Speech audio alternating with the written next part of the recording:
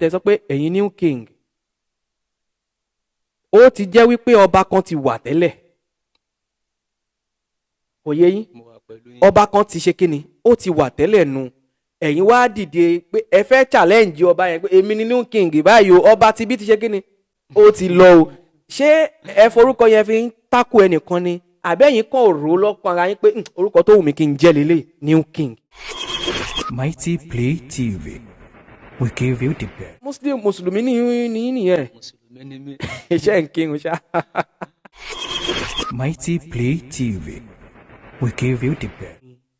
Àjíbọ́lá Sodiq tá a mọ̀ sí new king báwo ló ṣe bẹ̀rẹ̀ ìgbésí ayé níbi tẹ́ ẹ ti bẹ̀rẹ̀ níbo lẹ ti kọ́kọ́ lọ léèwé. wọn skul yẹn torí skul yẹn náà popular ni wọn bá wọn pe skul yẹn ní army school. Army school.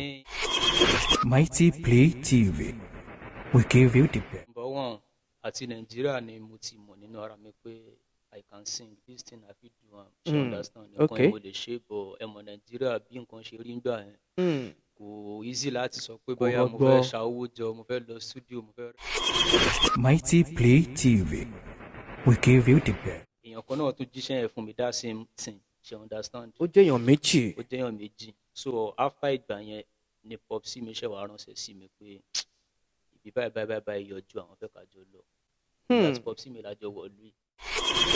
Mighty Play TV, we give you the best. báwo ló ṣe lọ nígbà tẹ́ ẹ̀ ń sanwó fún bọ́gà yín ṣé bọ́gà yín ṣe ó kọ àdéhùn tó bá yín ṣe náà ni lẹ ṣe ni àbí ó fẹ́ mú ọwọ́ jàgídíjàgan díẹ̀ nú dání.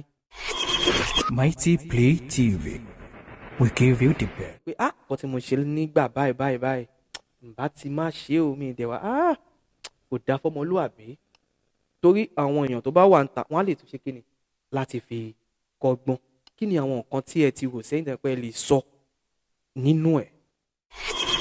Mighty Play TV, we give you the best. mo lọ sílé kéwú mo ṣe wàlímọ̀ mo ka tírà bíi mẹ́ta lẹ́yìn. ẹ dúró so mo ka tírà bíi mẹ́ta lẹ́yìn ẹ ọya ẹ ké mi lè sọ pé bóyá mo ṣe nǹkan tí o.